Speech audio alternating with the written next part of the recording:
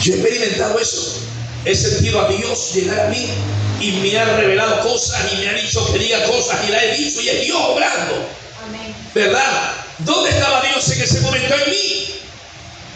Si en mí, un vil pecador, Dios se ha manifestado. Imagínense en el santo Hijo que iba a ser engendrado en María. Dios hizo eso. Dios depositó a ese niño en su vientre y lo tomó como su vaso para revelarse a la humanidad. Un vaso puro, santo, alabanza al Señor. Alguien que nunca cometió pecado. Dios se depositó en él. Ahí mismo en el libro de Isaías, el capítulo Isaías 9:6, ese verso también es tan perfecto de cómo Dios se manifestó en Cristo. Y es Isaías 9:6.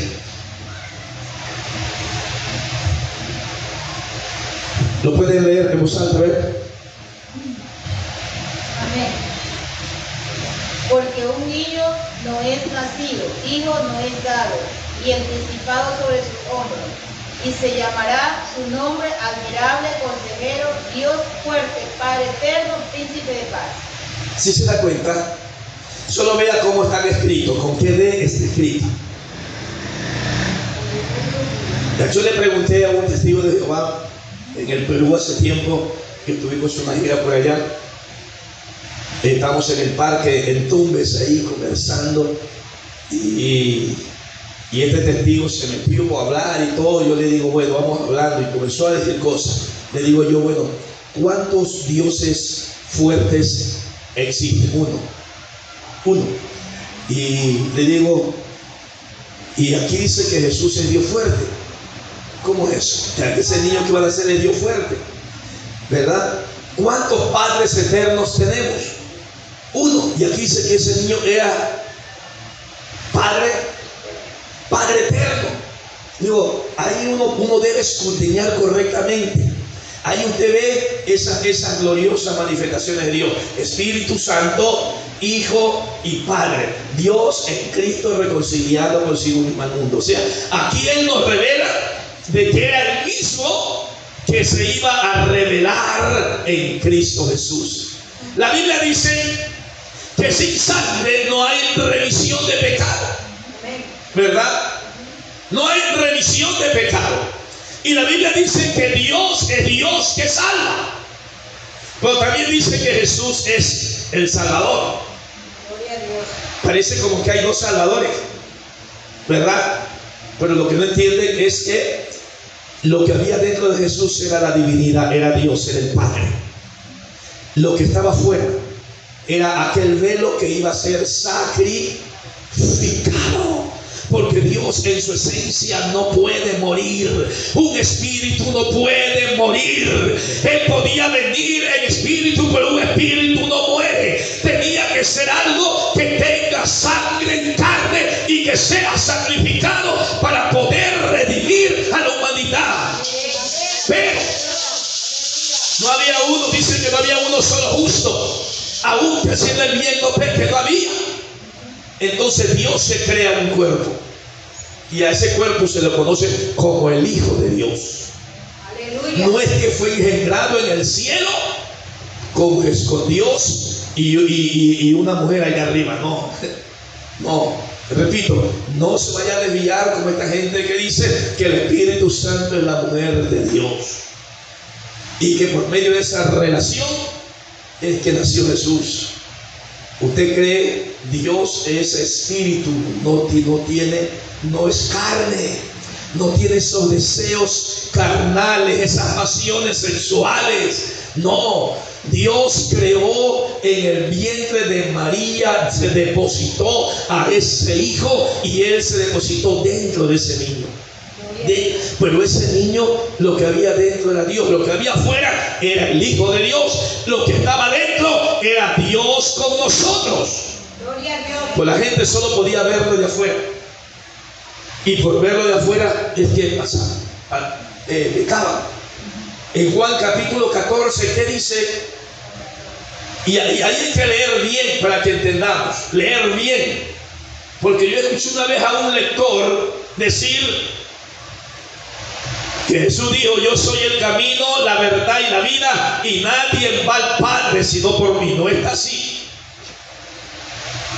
Ni en el original ni en la Reina Valera está de esa manera. Como dice, vean. Jesús les dijo: yo soy el camino y la verdad y la vida. Nadie viene al Padre sino por mí. Si dice nadie viene, quiere decir que ¿dónde estaba el Padre? Estaba en Él. Si no hubiese dicho nadie va, si hubiese estado allá, diría nadie va, pero estaba en Él. Dice: yo soy el camino. Mira que muestra un camino para llegar al Padre. Yo soy la verdad y yo soy la vida, porque Jesús es la vida. Pero dice nadie viene. Esa palabra que debemos analizarla. Nadie viene al Padre. Nadie viene al Padre. Mire, hay unos versos que dicen que el Hijo, cuando habla del tiempo al fin, dice que el Hijo no sabe todas las cosas. Pero hay otras partes que dicen que Él sabe todo, que Él lo sabe todo. Como esa contradicción, porque como Hijo, velo de carne, sujeto al tiempo, sujeto a materia, la carne, no conocía todo. Por lo que había dentro era la divinidad de Dios, era Dios mismo. Él conocía todas las cosas. Alabanzas a Dios. Él sí conocía todo. Entonces, lo que necesitamos es la revelación, la base. La base de la iglesia, el fundamento, donde está fundamentada la iglesia, esa es la revelación. Repito, una iglesia sin revelación del Espíritu Santo es una iglesia turbada. Es una iglesia que no sabe ni cuál es el camino, ni hacia dónde. Vive confundido toda su vida. La iglesia necesita tener la revelación, y la revelación la da el Espíritu Santo de Dios. Por eso es importante que nosotros busquemos la ser llenos del Espíritu Santo, hermano. Amén. Amén. Gloria a Dios. Aleluya. Es tiempo necesario que pasemos tiempo a solas con Dios. Amén. Buscando su presencia, y no nos quedemos solo con la letra. Amén. Salmo 24. Ya voy a terminar.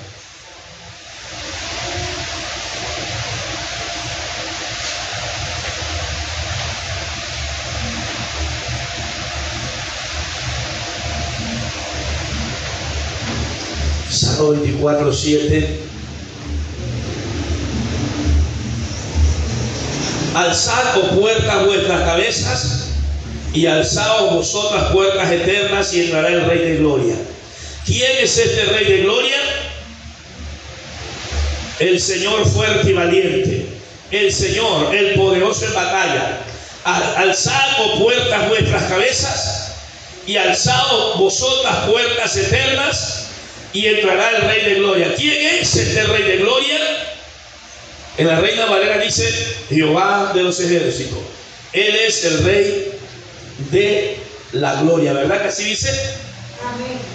Y en 1 Corintios 2, mire, hablando del Rey de la Gloria, mire que estaba en Cristo. 1 Corintios 2, 6.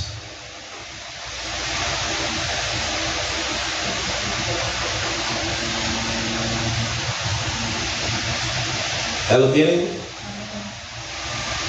El verso 6, la revelación por el Espíritu de Dios dice: sin embargo, hablamos sabiduría entre los que han alcanzado madurez, y sabiduría no de este siglo, ni de los príncipes de este siglo que perecen, mas hablamos sabiduría de Dios en misterio, la sabiduría oculta, la cual Dios predestinó antes de los siglos para nuestra gloria, la que ninguno de los príncipes de este siglo conoció, porque si la hubieran conocido, nunca habrían crucificado a ¿quién?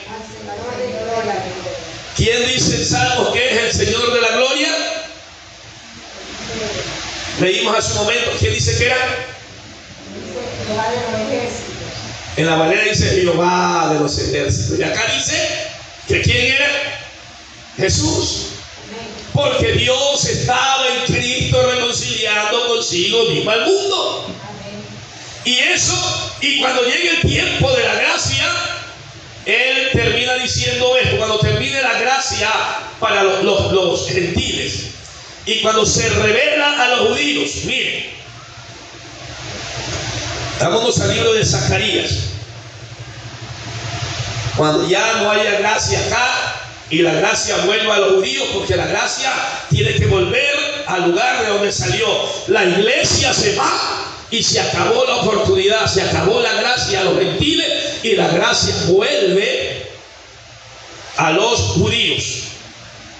Y vámonos a sellar. Zacarías, déjenme buscarlo que no lo encuentro. Zacarías 12 del 1 al 10.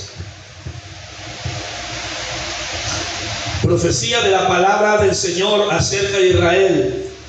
El Señor que tiene los cielos y funda la tierra y forma el espíritu del hombre dentro de él, ha dicho: he aquí yo yo pongo a Jerusalén por copa que hará temblar a todos los pueblos de alrededor contra Judá en el sitio contra Jerusalén. Y en aquel día yo pondré a Jerusalén por piedra pesada a todos los pueblos. Todos los que se cargaren serán despedazados, bien que todas las naciones de la tierra se juntarán contra ella. En aquel día, dice el Señor, heriré con pánico a todo caballo y con locura al jinete, mas sobre la casa de Judá abriré mis ojos, y a todo caballo de los pueblos heriré con ceguera. Y los capitanes de Judá dirán en su corazón: tienen fuerza los habitantes de Jerusalén en el Señor de los ejércitos, su Dios. En aquel día pondré a los capitanes de Judá como brasero de fuego entre leña y como antorcha ardiente entre gavillas, y consumirán a diestra y a siniestra a todos los pueblos alrededor. Y Jerusalén será otra vez habitada en su lugar en Jerusalén, y librará el Señor las tiendas de Judá, primero para que la gloria de la casa de David y del habitante de Jerusalén no se engrandezca sobre Judá. En aquel día el Señor defenderá al morador de Jerusalén. El que entre ellos fuere débil, en aquel tiempo será como David, y la casa de David como Dios, como el ángel del Señor delante de ellos. Y en aquel día yo procuraré destruir a todas las naciones que vinieren contra Jerusalén, y derramaré sobre la casa de David y sobre los moradores de Jerusalén, que dice, espíritu de gracia y de oración. Cuando ya se vaya la gracia aquí, vuelve allá. ¿Y qué más dice? ¿Lo tienen ahí? Y mirarán a mí a quien traspasaron. ¿Quién estaba hablando? Dios, si se dan cuenta. Y luego dice, y mirarán a mí a quien traspasaron. ¿A quién traspasaron? No fue a Jesús. No, los clavos no traspasaron sus manos, sus pies, no fue su costado abierto. Pero en ese tiempo dice, mirarán a mí a quien traspasaron, y llorarán como se llora por hijo unigénito, afligiéndose por él como quien se aflige por el primogénito. Dios es Cristo. Gloria a Dios. El capítulo 13, el verso 6, ahí mismo. Zacarías, capítulo 13, el verso 6. Mire la pregunta que le van a hacer los judíos al Señor Jesús cuando se manifieste. Él va con las heridas. Y mire la pregunta que le van a hacer. Zacarías 13, el verso 6. Y le preguntarán, ¿qué heridas son estas en tus manos? Y él responderá, con ellas fui herido en casa de mis amigos. Está hablando Dios. Todos los capítulos está hablando Dios, y usted lea lo completo y verá que es Dios. Pero dice que le van a ver las heridas en sus manos. Primero dice, van a verme a mí, a quien traspasaron. Y luego dice que van a preguntarle qué heridas son esas y dónde se le hicieron. Capítulo 14, el verso 9, dice: y el Señor será rey sobre toda la tierra en aquel día. El Señor será uno, y uno su nombre. Se acabó. Se acabó. Ese es el final. Ese es el final. Dios en Cristo reconciliando consigo mismo al mundo. Dios es un Dios que se oculta, que se esconde. Se escondió, repito, en el tabernáculo en el desierto. Se escondió detrás de pieles. Con los profetas se escondió detrás de pieles. En el Hijo se escondió detrás de pieles. Y ahora Dios se sigue ocultando detrás de pieles. Pablo dice: ¿no saben que ustedes ahora son el templo del Espíritu Santo? Hoy Dios está en nosotros. Pablo dice: haya pues este mismo sentir que hubo en Cristo Jesús. Dios ahora se depositó en nosotros. Dios moviéndose pieles. Ustedes son las manos de Dios. Ustedes son los pies de Dios. Ustedes son la boca de Dios para reconciliar al mundo con Dios. Son los llamados a predicar el Evangelio.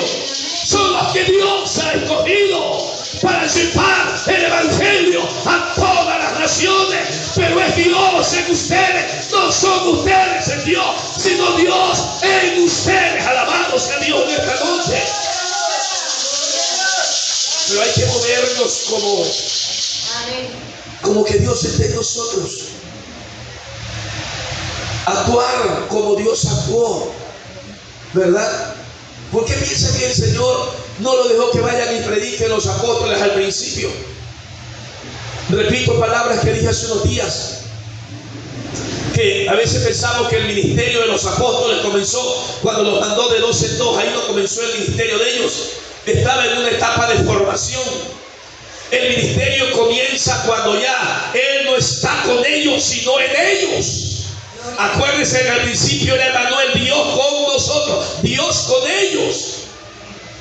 Pero cuando Dios ya es depositado en ellos, entonces la vida de ellos cambia, y ahí comienza. Dijo: quédense en Jerusalén hasta que sean investidos de poder de lo alto. Cuando fueron llenos del Espíritu Santo, entonces fueron testigos del poder de Dios, y fueron testigos verdaderos, porque no solo caminó con ellos, sino que Dios estaba con ellos. Alabanza a Dios. Y Dios obrando las mismas obras que obró Él cuando caminó en Jesús. Así que, hermanos, gracias a Dios. Usted es el tabernáculo viviente hoy. La gente cuida ese montón de cemento. La gente cuida eso y llaman santo a esto.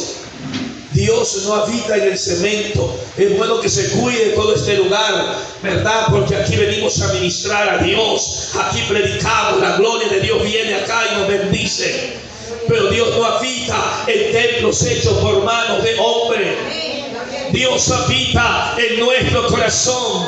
Acuérdese que hay un modelo del tabernáculo en los cielos. Cuando Moisés hizo el tabernáculo, lo hizo con el diseño de los cielos. Lo hizo dividido en 3 atrios: lugar santo y lugar santísimo. Cuando construyeron el templo, también dejaron ese espacio a sí mismo. Los atrios afuera, la parte que se relaciona con los hombres, el lugar santo, y donde la presencia de Dios se manifestaba. Y luego Dios decide ya no estar en el desierto, ni en un templo hecho por manos de hombre, sino que nos elige a nosotros. Acuérdense que nosotros fuimos predestinados en los cielos en la eternidad. Allí estaba el modelo del tabernáculo en los cielos. Dice que fuimos predestinados en él desde antes de la fundación del mundo, dice Efesios. Allá Dios en la eternidad, Él nos escogió, allá nos creó, allá hizo el diseño del lugar donde Él iba a morar aquí en la tierra, y nos hizo de cuerpo. Significa los atrios, el lugar visible, lo que se codea con la gente de afuera, lugar santo, el espíritu del hombre, y el lugar santísimo, alma, donde Dios se manifiesta al hombre, donde Dios se viene a encontrar con nosotros. Es en el alma, el centro de las emociones. Ahí es donde Él se deposita, ahí es donde Él camina en nosotros. Y usted tiene un privilegio de ser elegida, de ser elegido por Él, para usarlo como su templo, como casa santa, como un lugar donde Él habita, una habitación donde Él puede llegar, donde Él puede habitar tranquilo. Jesús dijo: las zorras tienen nido, oh perdón,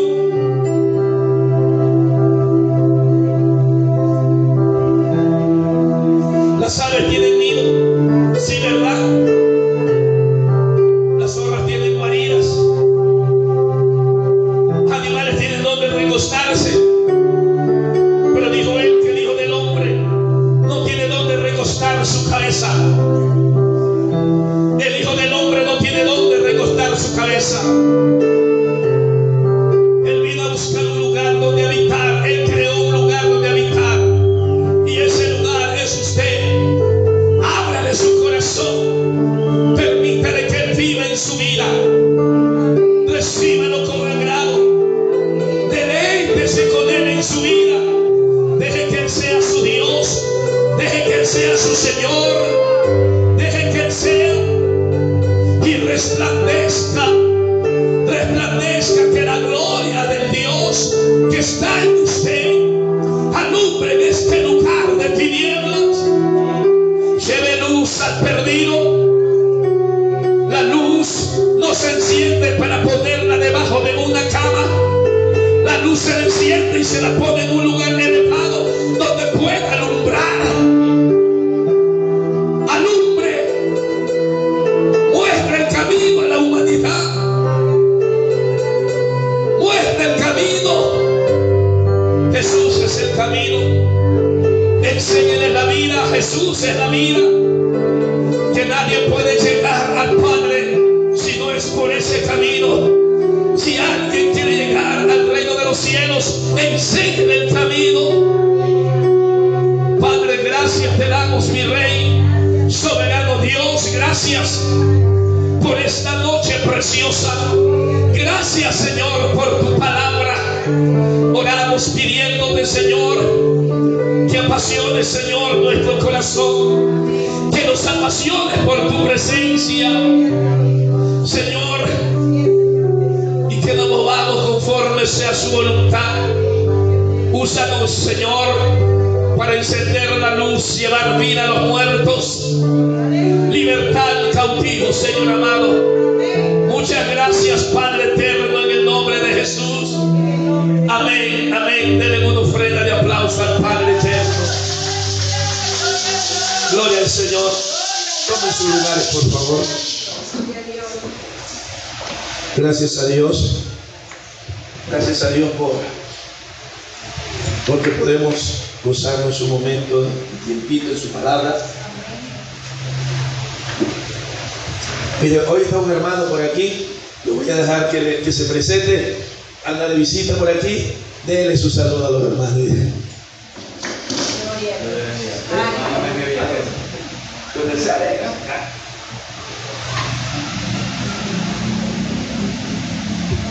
Dios le bendiga, amén. Amén. Mi nombre es el hermano Jaime Villacreces. Venimos de la línea del pastor Obrey Mariscal, el pastor Julio Mariscal. Entonces, estamos viviendo ya buen tiempo acá en Vergeles, pero regresamos porque estuvimos en el sur. Entonces, conversando con el siervo, estábamos hablando acerca de un lugar donde congregarnos. Entonces, tuve que ir a donde